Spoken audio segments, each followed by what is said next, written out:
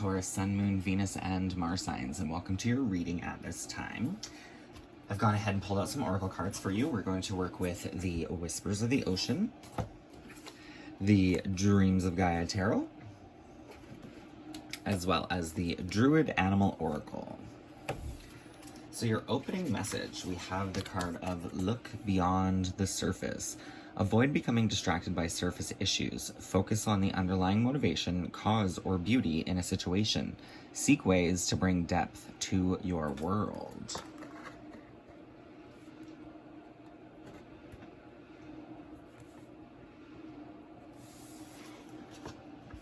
Allow your senses to become aware of the perfection that surrounds you. Allure exists in all aspects of your life, in nature, in relationships, in your own being. If you're missing it, assess what you have been focusing your attention on and look for the beauty in your life instead. If you look, you are sure to find it. Get in touch with your sensuality through sight, smell, taste, and touch. Draw on your senses and experience contentment and deep satisfaction. It's time to treat yourself to day-to-day self-care. This could mean going to a spa, receiving a massage, enjoying new experiences, or simply spending more time with people you love. Discover new ways to creatively express yourself through dance, exercise, outdoor activity, painting, music, drama, or other art forms. This may be the perfect time to take up a new hobby, one which enables you to access the creative part of yourself. At first sight, it may appear that whales have warts covering their faces, bodies, and tails, but the bumps on a humpback whale's snout are tubercles, and their bodies become home to sea barnacles. Sea barnacles find locations in the ocean, from the shore side to the deep ocean to attach. While juvenile barnacles swim and drift with the ocean currents, when they have nearly matured, barnacles find identical barnacles and attach to the same surface. They choose the site which ranges from the bottom of a boat to the side of a whale. This means the barnacles on the whale's face are fully developed and immobile. The appearance of barnacles does not diminish the majesty and beauty of the whales. In fact, it gives the whales' bodies an interesting detail.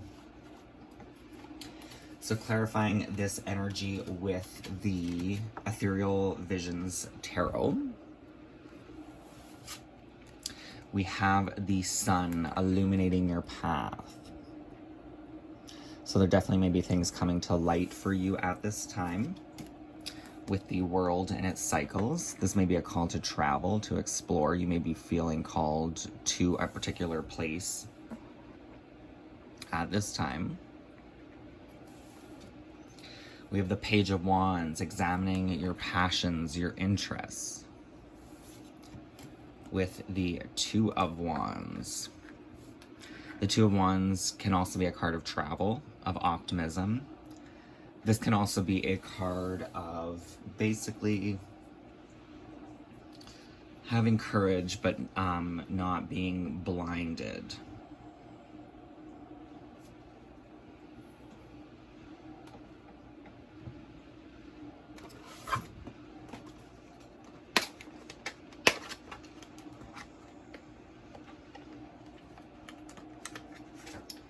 Two Wands, daring and courage, striking out on a new journey or path. Do not act carelessly around things that give you bad vibes. You may result in health-related issues if not careful. You are powerful. Protect your energy if something feels off. The Sun card shines down confidence and awakening upon you. It is a time to embrace the joys in life and leave darkness and confusion behind. Positivity, success, joy, and optimism. The world is the final destination of your journey. You have a deeper understanding of your role in the universe, and all of your efforts have come full circle. Completion, satisfaction, travel, and fulfillment. Enthusiasm, travel, creativity, and exploration are the energetics of the Page of Wands. From the Dreams of Gaia Tarot, you have the Eight of Air. Kind of this as above, so below energy. So there may be some things that you need to work through in the astral realms, perhaps through your dreams and meditation.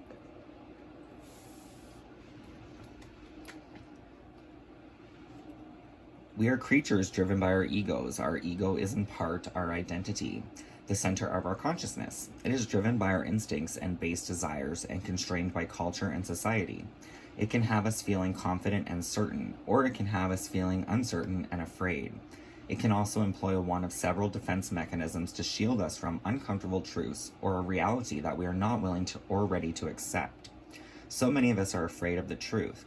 We can be so afraid of the truth that our ego will work hand in hand with our primal instincts and do what it can to protect us. If our ego is wounded or we have been taught to fear, the defense mechanisms employed may also be detrimental to good health, well-being, and to our relationships with others.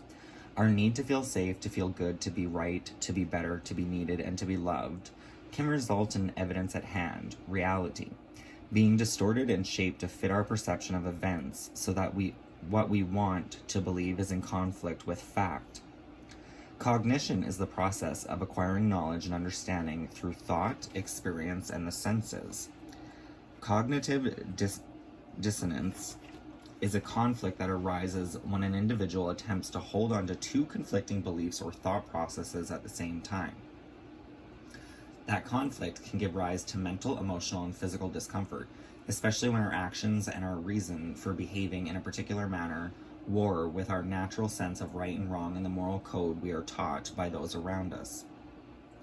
Practicing a behavior that does harm, smoking or overeating, for example, can give rise to cognitive dissonance.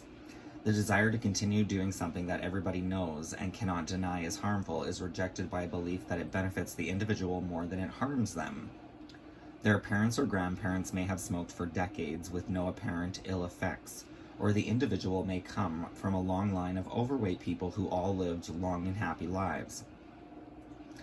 The act of smoking helps one to keep their weight under control, while the act of eating makes the other feel sated and peaceful.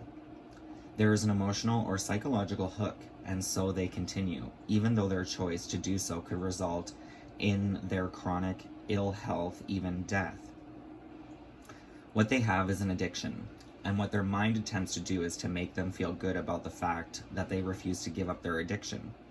They know and understand the potential consequences of their choice to continue, but refuse to consider them, or choose to ignore them, responding in a defensive manner when those consequences are raised. However, the conflict that arises can be dispelled by doing one of several things: accept reality and then make changes in one's life in accordance to the truth, or by the continued use of self-justification and other defense mechanisms. In order to make ourselves feel better, continue to do something or believe something that is doing us or others harm. The self-justification and rationalization increases our self-esteem and allows us to see our thoughts and actions in a favorable light. Nobody likes to think poorly of themselves, and so our ego acts to protect us by creating reasons and excuses to justify our actions. This is natural and normal behavior. We all do it at some time or another. But while we can embrace a natural and normal state of denial, we are unlikely to escape the consequences of our actions. We can deny and suppress, we can rationalize, and we can justify. But every action gives rise to a consequence, and those consequences can be both favorable or not. If you do something that you consciously or unconsciously know to have a potentially harmful consequence, and you choose to ignore it or believe that it won't manifest, the aid of air comes to caution you to think again. There is a price to be paid for all that you do, no matter your reason or intentions, and you alone are responsible for the consequences born of your actions. In everything you do, cause and effect will play out. It is inevitable, and the consequences unavoidable. It's kind of reminding me of this Two of Wands energy, right? Striking out on a new path or journey. Do not act carelessly around things that give you bad vibes. You may result in health-related issues if not careful. You are powerful. Protect your energy if something feels off. However, when it comes to certain addictions, and even like the advice of these readings, while hopefully a very strong person could accept all of the advice, let's be honest here, we're not going to be able to accept all the advice and take it all in stride. Things take time, especially if you do have addictions or psychological burdens, right? It takes a while to work through, so don't blame or shame yourself if you're not able to change something immediately. The Eight of Air is a very challenging card because it symbolizes the need to look at your beliefs and behavior and question them. Are you hiding from an uncomfortable reality? Is it time to take responsibility for your thoughts, actions, and the consequences that give rise to, and to see your thoughts, actions, and the consequences they give rise to, and see them for what they really are? I totally read that twice. It is a time to be humble and accept what you might have projected your feelings about yourself onto another. Have you made a mistake or chosen a path or beliefs that have not served you well, and instead of accepting this painful truth, allowed your ego to weave a reality that allows you to pretend? It is time to face the facts. Don't worry about losing face by admitting to your humanity, contrary to the belief that others will think less of you. In most situations, a simple apology and admitting that you made a mistake or have been protecting yourself from a harsh truth will earn people's respect. Therefore, accept maybe you don't know as much as you think you do, and that you might be hiding behind a false reality created by ego that serves only to make you feel good. But do not blame yourself or allow a wounded ego make you think poorly of yourself. We all make mistakes. We all, at one time or another, try to deny, rationalize, and justify our actions and behavior, every single one of us. It is inherently human trait. Our egos will instinctively work to protect us, but sometimes we have to accept that our egos don't always have us do the healthy, right, or honorable thing. Take this opportunity to take charge of your life. Embrace your personal power by learning from your mistakes so that you grow in wisdom and awareness. Be humble and accept the truth that your ego is not always honest, and you are not always right. Your ego might have your best interest at heart, but it will offer self-justification in order to make you feel good about your behavior, in order to protect you from the harsher truth that your actions may have been misguided or harmful. The path to enlightenment is made up from our mistakes and the lessons learned from them along the way. Wisdom is earned, not bestowed. So your clarifying cards. There's a lot of conflict energy here. So we have the Eight of Swords, which is the Eight of Earth, right? The Eight of Air. So angel number 88 may have some significance. 88 reduced would be a 16. 16 reduced 1 plus 6 is 7, which would be the house of Libra, which is all about our personal relationships. So there could be some conflict and discord within our personal relationship with the Five of Wands. The Eight of Swords can also be a card of feeling trapped or stuck. But in this trapped or stuck energy, there's a chance for self-acknowledgement, to heal something within yourself. We do have the Devil's energy. So this definitely could be through this energy of self-acknowledgement, you could be punishing yourself or putting yourself down, not being able to meet the expectations of what is right and what is wrong, right? So there's a need to be cautious of this energy. Your closing message is reminding you that you are a gem. So this is all a process and journey of self, not to be too hard on oneself at this time. Your animal spirit guide, we have the owl, which is beautiful because the owl is connected to the nocturnal hours, the subconscious realms, your subconscious programming and patterning. This card shows a tawny owl in an oak tree covered in ivy. A full moon shines between the winter bare branches of the trees. Hung on the tree are votive offerings to the Cailleach, crone or hag goddess of the Celtic head in the spiral of death and rebirth. Cailleach Ojich, which is the Gaelic term for owl, teaches us the wisdom of turning a disadvantage into an advantage. For most birds, the coming of darkness renders it impossible for them to feed, but the owl's exceptional hearing enables it to pick up and swoop on unexpected prey during the night.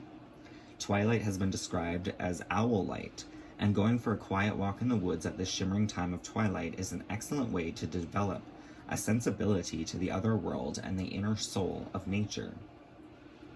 You may feel drawn to study of esoteric lore or clairvoyancy. Working with the owl as your ally will help you do this. So you may want to tap into owl energy when working with your clairvoyance through meditation, your gift of sight, seeing through the illusion. This can also be a call to see the silver lining even in like darker aspects of one's life.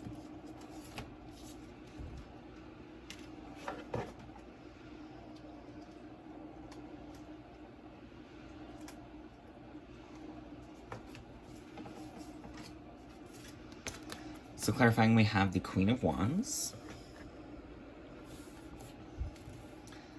Represents one's basic instincts. You must think of the consequences of what you do. Focus on what will get you moving and how to do it. Her strengths and tasks are to provide initial inputs.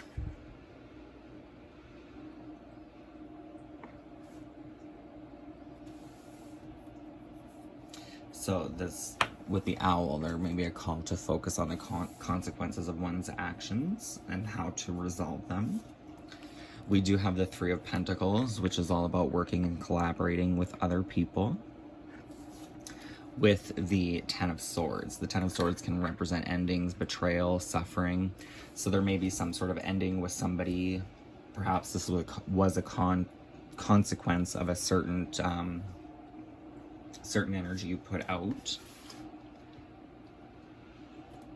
Maybe there's a need to acknowledge this. We have the King of Swords, mastering one's own mind and thought processes, with the King of Wands. So by doing this, it's almost like you're up leveling, right? You go from the Queen to the King. This, for some of you, for very few of you out there, this could have something to do with love matters, just because we do have the King and Queen of Wands, which would be each other's divine partner.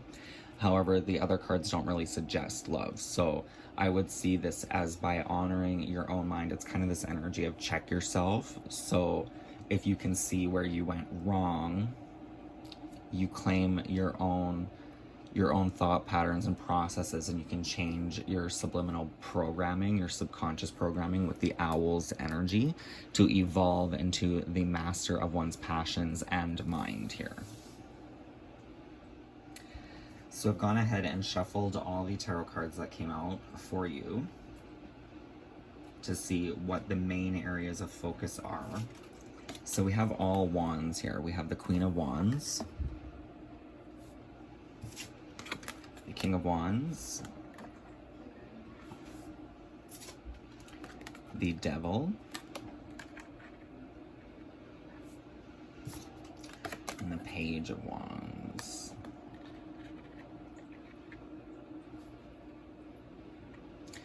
So for some of you, this definitely could have something to do with a fire elemental. Aries, Leo, Sagittarius. Wands represent fire.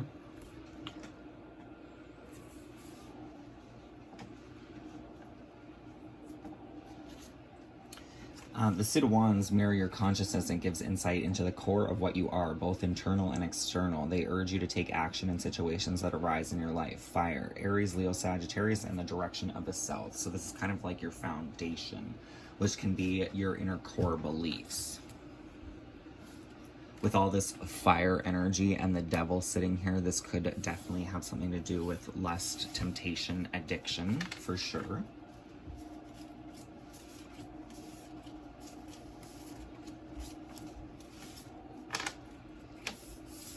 So again, the Queen of Wands represents one's basic instinct. You must think of the consequences of what you do, focus on what will get you moving and how to do it. Her strengths and tasks are to provide initial input. The King of Wands is a time to step up, make a bold move, and be a leader. It takes skill to turn your ideas into something tangible. While the Page of Wands is adventurous, ambitious, energetic, and active, new beginnings. This page's curiosity and enthusiasm is infectious. Inspire to be more inquisitive and impulsive. Say yes to every adventure that comes your way. The Devil is connected to Saturn, which can be connected to our personal karma.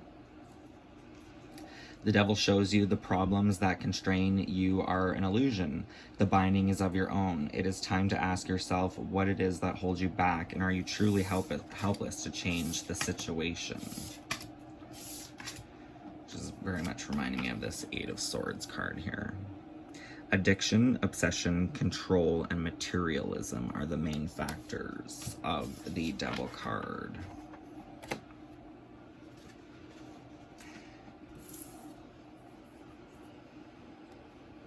So your closing message, we have the Gem.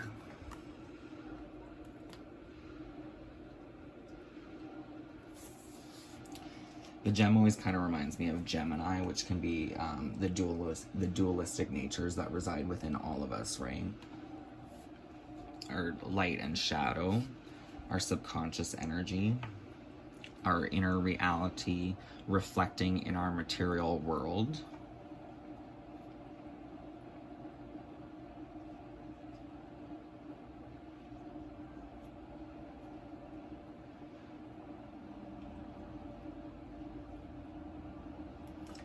So the gem, the diamond, the gold, the inner treasures.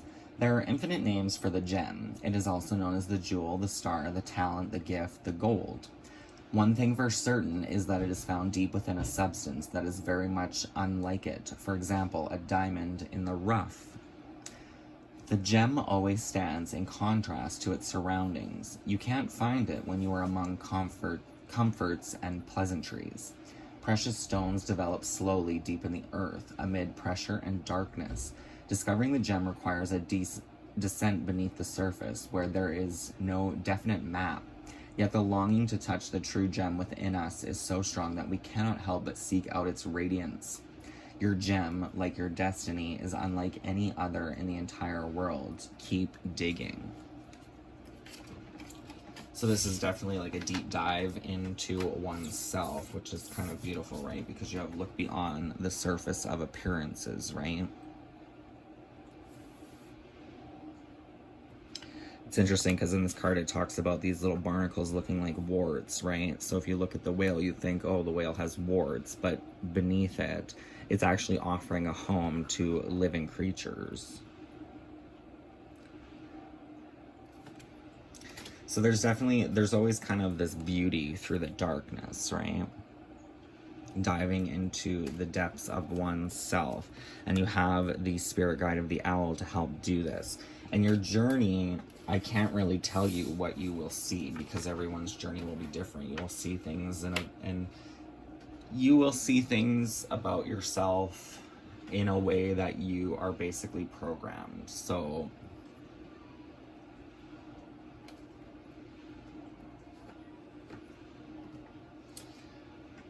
I don't know, like even like working with magic or healing energies, just energy in general. There are times when I'll pick something up from a TV show and I'll work with that energy, and that's just who I am. That's how I operate. You may not do the same type of healing work, but there's always like resolutions to the conflicts within that you're searching for to heal this void of whatever this devil energy may be for you.